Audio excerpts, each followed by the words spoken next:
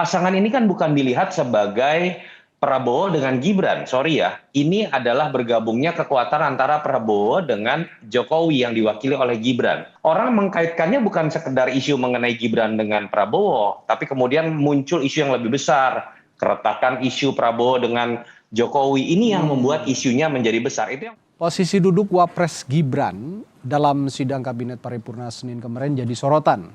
Pihak Istana menyatakan posisi tempat duduk Wapres merupakan masalah teknis saja.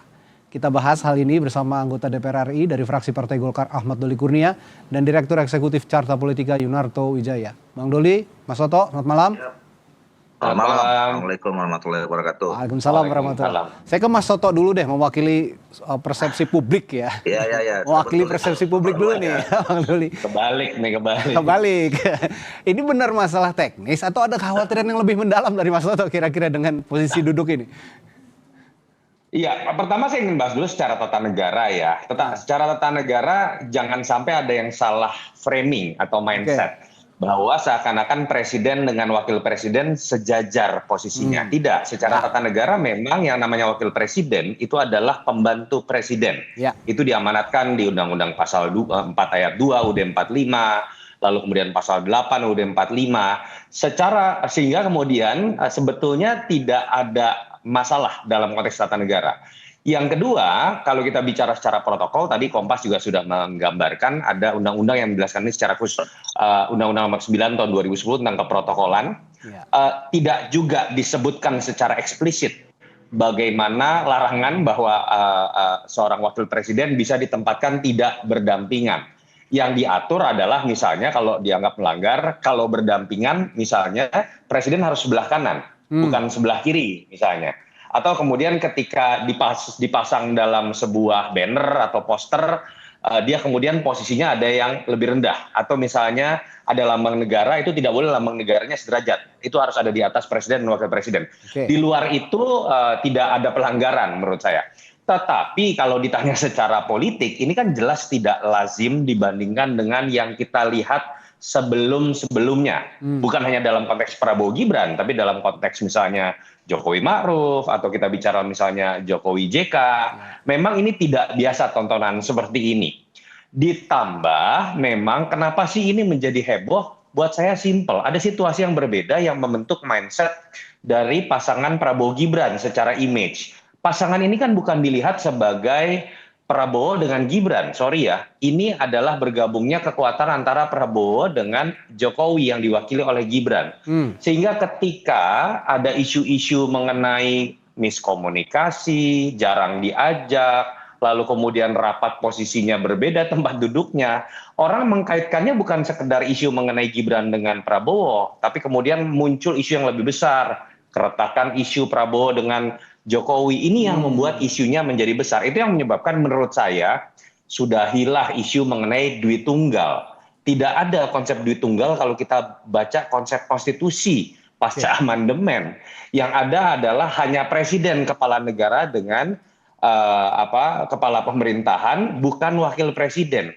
Tetapi menurut saya harusnya setnek atau setkap kalau kemudian ingin menghindari perdebatan seperti ini, seharusnya lebih berhati-hati ketika ada pengaturan protokoler yang mungkin diperbolehkan secara undang-undang, tetapi harusnya dengan sangat gamblang kan bisa diketahui. Ini akan memunculkan kontroversi seperti ini. Kecuali memang ada pesan yang sengaja ingin disematkan, nah itu nanti kita bahaslah dengan Bang Doli lah. Apakah memang sebetulnya akur-akur saja kondisi kabinet termasuk bagaimana orang melihat hubungan atau relasi antara presiden dan wakil presiden, tetapi seharusnya ini dihindari dan lebih hati-hati kalau sebetulnya setkap atau setnek ingin menunjukkan kekompakan dari kabinet termasuk presiden dengan wakil presiden. Iya, kita flashback ke masa Pilpres, meskipun tadi konsep duit tunggal tadi tidak bisa lagi disematkan sebenarnya kalau kata Mas Toto. Tapi kan satu paket ya, pemilihan ini satu paket. Dan yang duduk di di istana biasanya juga disandingkan dalam satu paket. Saya ke Bang Doli kalau begitu. Sebagai koalisi, Partai Golkar melihat ini sebagai posisi yang lazim atau jangan-jangan memang tadi kata Mas Toto ada sesuatu yang lebih jauh, pesannya lebih jauh yang ini disampaikan oleh Presiden Prabowo? Ya, saya melihatnya ini sesuatu yang biasa saja ya. Apalagi kemudian pihak istana kan sudah memberikan penjelasan bahwa ini soal teknis, di mana memang semua dalam tanda petik pembantu presiden, yang tadi juga sudah ditegaskan bahwa pembantu presiden itu termasuk wakil presiden, menteri-menteri, atau Menko, menteri yang lain-lain ya, untuk memberikan kesempatan fokus menjelaskan apa yang menjadi kinerja dari kabinet yang dilakukan oleh Pak Presiden gitu. Nah, cuman yang jadi tidak biasa atau menjadi luar biasa kan ketika back mind orang yang membaca atau melihat berita ini itu dikaitkan misalnya dengan 2029 ya. Oke. Kalau mau jauh atau mau dekat misalnya tadi disebutkan apa namanya hubungan yang selalu selalu ada kelompok-kelompok masyarakat ya. Hmm. Ada yang menginginkan terus agar hubungan antara Solo dan Hambalang ini tidak baik misalnya ya. Ada kelompok juga yang terus menunggu-nunggu nih kapan hubungan ini terputus misalnya ya. Atau kemudian ada juga orang yang mengharapkan ini tetap berlangsung. Ini kan kemudian yang membuat menjadi luar biasa. Jadi kalau misalnya soal duduk posisi kanan kiri, nah dulu ketika pengumuman presiden nggak berdua, bertiga nggak ada yang soal tuh di awal-awal gitu kan. Nah kenapa sekarang jadi sendiri kemudian jadi soal gitu. Nah oleh karena itu menurut saya satu tadi secara prosedural normatif ya, baik itu ketatanegaraan, memang posisi wakil presiden itu adalah pembantunya presiden. Dia mau mengerjakan apa saja, mau duduk di mana, mau apa namanya, mendapatkan tugas apa gitu ya. Itu memang semuanya atas instruksinya presiden. Itu konsekuensi sebagai wakil presiden yang memang sudah diatur dalam tata negara kita. Oke. Nah, soal protokol tadi juga sudah jelaskan, nggak ada yang dilanggar soal itu. Jadi menurut saya kita tidak usah kemudian mempersoalkan terlalu panjang ya soal duduk-duduk kursi ini ya walaupun dalam politik kursi itu kadang-kadang menjadi Simbolnya cukup kuat. persoalan gitu ya. Ya. Terutama kursi di DPR misalnya kan Hmm. karena yang diperebutkan kan kursi gitu. Ya. Nah, tapi kan itu kursinya udah dapat sebagai kursi wakil presiden gitu ya. Nah, tinggal menurut saya ya ditunjukkan dengan kinerja yang maksimal saja sesuai dengan arahan presiden gitu. Tapi kalau kita mau komparasi awal masa kepemimpinan Prabowo Gibran gitu ya, tidak usah jauh-jauh ke Pak Jokowi Ma'ruf atau Pak Jokowi JK. Awal kepemimpinan Prabowo Gibran kan selalu berdampingan begitu duduk ini, Bang Doli. Nah sekarang ini baru saja beberapa hari yang lalu atau beberapa saat yang lalu banyak sekali publik juga yang menilai akhirnya ini tidak lazim gitu karena benar-benar disatukan dengan kabinet. Meskipun tadi kan diksinya adalah wakil presiden juga pembantu presiden begitu, Bang Doli. Lah ya itu yang saya katakan. Jadi artinya ya mungkin memang ini baru pertama kali ya ada rapat kabinet posisi wakil presiden itu tidak berada di samping presiden itu ya.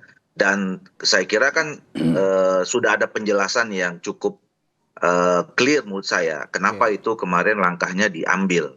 Dan saya katakan tadi ya kalau memang ini keinginan presiden ya untuk menempatkan posisi seperti itu ya memang semuanya harus terima karena mereka ini pembantu-pembantunya presiden dan itu diatur dalam konstitusi kita diatur dalam undang-undang kita gitu.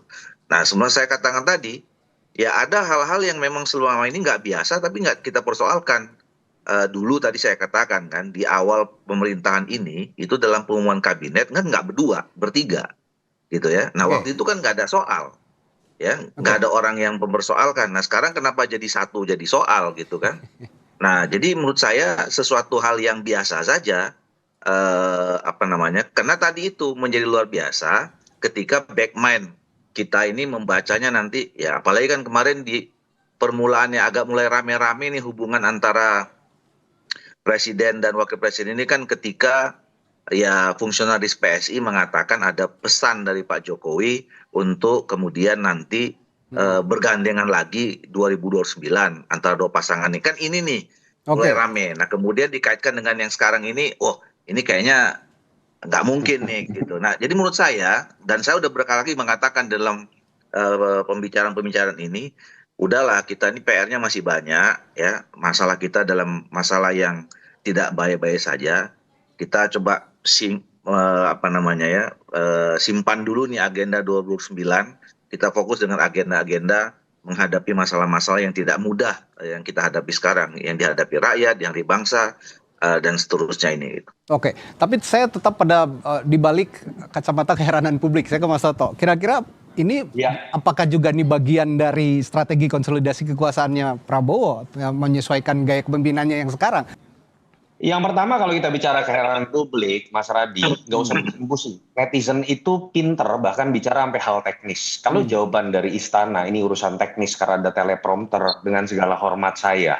Ukuran dari di istana itu hanya karena ada teleprompter lalu kemudian dikatakan seakan-akan nggak muat gitu ya. Wakil presiden itu nggak masuk akal. Kalau perubahan ini terjadi dalam konteks teknis, jangan-jangan orang bisa menganggapnya selama ini wakil presiden ada di sebelah presiden ketika menjelaskan dalam taklimatkah atau sidang kabinet atau paripurnakah.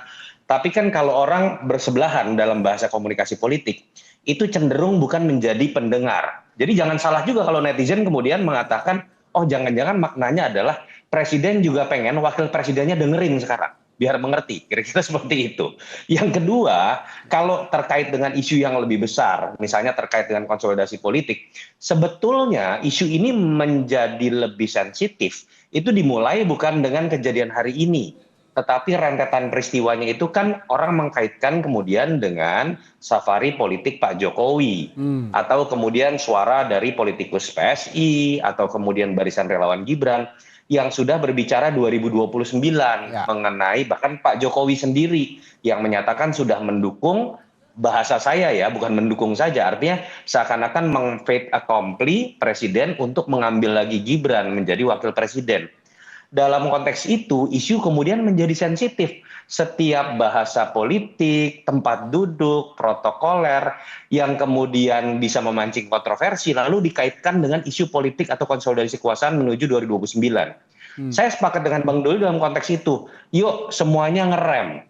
Termasuk Pak Jokowi dengan Pak Prabowo, dua kekuatan terbesar dalam koalisi ini, untuk berbicara mengenai konsolidasi kekuasaan atau 2029. Sehingga kemudian lebih produktif orang kan kalau kemudian berdebat tentang MBG, KDM, defisit APBN, bukan tentang posisi duduknya Gibran dengan Prabowo. Itu poin yang menurut saya paling penting. Dan kalau ditanya lebih lanjut, dari awal saya selalu memberikan ulasan bahwa tidak akan pernah terjadi konsep duit tunggal dua kekuatan besar yang kemudian menjadi fundamental dari pemerintahan Prabowo Gibran, yaitu kekuatan Jokowi dengan kekuatan Prabowo.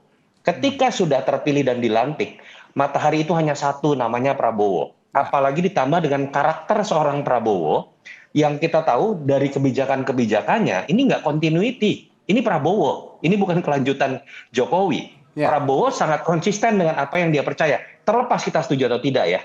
Kalau kita melihat dari sisi itu, kalau masuk pertanyaan Mas Radi, apakah mungkin berarti Prabowo kemudian bisa berpisah dengan Gibran? Saya melihat dia akan menjadi sosok yang independen, tidak akan terikat dengan siapapun termasuk Pak Jokowi, termasuk kalau kita berandai-andai mengenai siapa yang akan dipilih, termasuk apakah itu Mas Gibran atau tidak. Oke, nah kalau gitu dalam konteks koalisi, kira-kira Bang Doli, gimana Golkar memastikan supaya tidak ada spekulasi yang merugikan koalisi dengan tadi ada anasir-anasir di luaran sana yang menganggap ini suatu hal yang janggal begitu? Iya, kalau kami dari koalisi fokus sebetulnya ya, bagaimana supaya kita memberikan dukungan terhadap semua program-program yang sekarang sedang dikerjakan agar delivered ya. Nah, apalagi kita sama-sama mengetahui ada beberapa program yang memang mendapatkan reaksi dari publik ya, untuk bisa dikoreksi ya. Katakanlah kemarin soal MBG ya. Ada kasus gitu, kemudian ya mulai dari kasus teknis di lapangan maupun kemudian kasus korupsi. Nah ini kan harus dijawab ya, harus dijawab dengan nyata, dan itu hanya bisa dijawab kalau kemudian kabinet ini kompak, kabinet ini solid. Nah makanya kenapa saya katakan dari awal dan jauh-jauh sebelumnya, ini PR kita ini masih banyak. ya sebagai sebuah bangsa. Rakyat kita ini juga sekarang menghadapi kesulitan yang tidak mudah untuk dihadapi. Nah, jangan kemudian kita memberikan ya apa namanya ya ya tafsir-tafsir lah ya kayak begitu. Jadi kepada semua saya setuju tadi dengan Toto ya bahwa kalau misalnya pihak Pak Jokowi dan kemudian PSI gitu ya, eh, ya untuk membangun konsolidasi partainya, saya kira memang itu semua partai pasti akan melakukannya ya, jauh-jauh hari sebelum pemilu gitu. Tapi kalau dikaitkan dengan soal isu pilpres, nah ini yang menjadi sensitif gitu ya. Nah termasuk juga mungkin bisa jadi nih, bisa jadi ya, kalau memang ini dilihat dari perspektif tafsir politik ya. Nah, bisa jadi soal duduk-duduk ini ada ya siapalah yang mengatur itu ya, kemudian bereaksi. Oh, saya bilang ya nanti dulu kira-kira begitu ya. Kalau soal wapres-wapresan Oke. ya di sini kita juga banyak misalnya begitu ya. Nah, kalau ini bicara dalam konteks tafsir politik gitu. Nah, oleh karena itu jangan ada yang menurut saya sekarang ini mulai lagi intens bicara tentang soal konsolidasi kekuasaan apalagi menghadapi 2009 yang masih jauh dan Ya. kemudian kita bukan dalam situasi yang normal, situasi yang baik-baik saja gitu loh. Ya, jadi Oke, baik. saya kira harus semuanya memahami itu. Ya, meskipun tidak bersebelahan begitu duduknya dalam sidang kabinet, tapi ya publik tentu harapkan terutama pemilih Prabowo Gibran ya tetap kompak untuk mengatasi permasalahan bangsa yang sampai saat ini juga masih banyak belum terselesaikan.